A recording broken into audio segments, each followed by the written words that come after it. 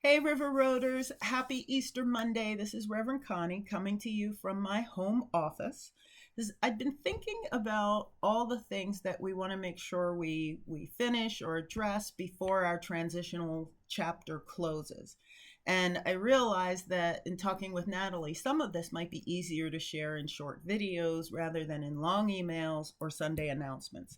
So, over the coming weeks, I'm going to do a series of these brief check ins on topics that matter for the congregation's future.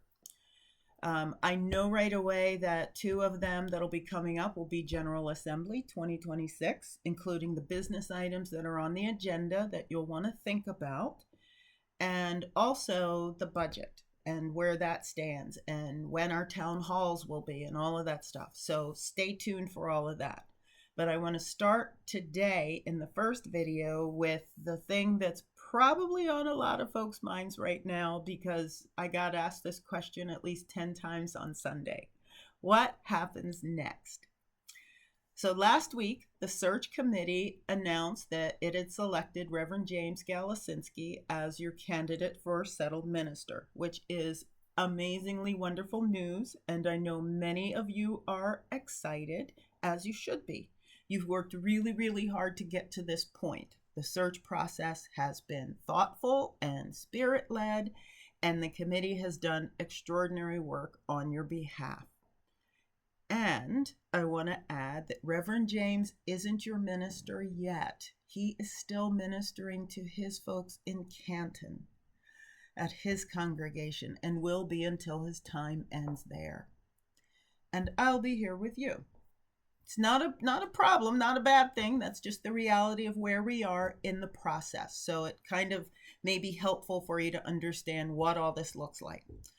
So you're going to meet with Reverend James during candidating week from April 19th through the 26th. That'll be your opportunity to get to know him, to worship with him, to ask questions, and to begin to imagine your future together. It is an exciting time. And then at the congregational meeting on April 26th, you'll vote on whether to call him as your next settled minister. That vote is yours. It's one of the most meaningful acts of congregational polity there is. And if that call is extended and accepted, and I have every reason to believe that it will be, Reverend James will begin his ministry with you on August 1st. And that is great news. Here's what I want you to hold alongside that. My official last day as your senior interim minister is July 31st, but my last Sunday in the pulpit will be June 28th, and we're going to have a big party that day, so just be prepared. Marcia Leonard is already working on the menu. But what that means is that we're going to have about 10 more Sundays together, 10 more opportunities for worship, for reflection, for laughter, for eating, for all the stuff that we do together. I am not packing my bags today, even though I have actually started packing a couple of boxes, but I am here fully present and fully committed right through the end of my tenure.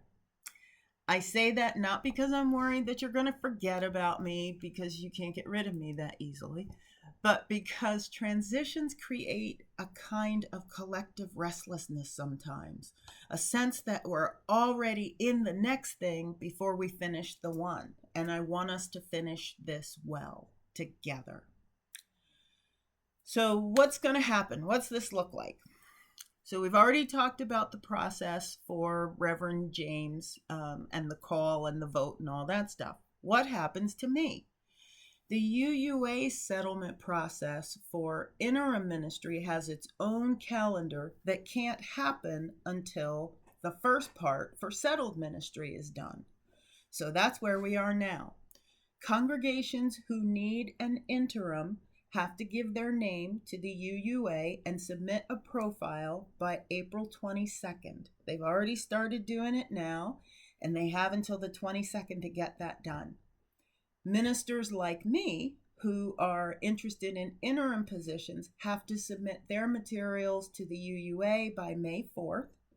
And then on May 6th, The congregations looking for interims will get the names of the people who are interested, and they can start doing interviews and reviewing materials, and they'll watch my videos, and they'll do all kinds of stuff. They have from May 6th through the 17th to get that done. It's a really fast process. The ministers will submit the rankings of the congregations they liked. The congregations will submit the rankings of the ministers they liked. And then all that stuff goes to the UUA on May 18th. And then on the 21st, what we call offer day, is the day that the announcements will come out about the interim ministers. Just like you all heard about your settled ministers a couple weeks ago, end of last week, interim stuff, that announcement day happens on May 21st. That's when I'll know where I'm going. So there's lots of pieces that are moving here, and the process is well underway. So Reverend James will have his own beginning with you in his own time, in his own voice. But what's going to happen in the meantime is that I can tell you that we will continue with our ministry together. All the things we've been doing, the worship, the governance work, the community stuff, the realm work, stewardship, building, all those things will continue through the end of my tenure here. So we can all now take a break, celebrate this good news, and hopefully I'll see you all on Sunday for Spirit Sunday. There is still so much good that we can do. Blessings to you all.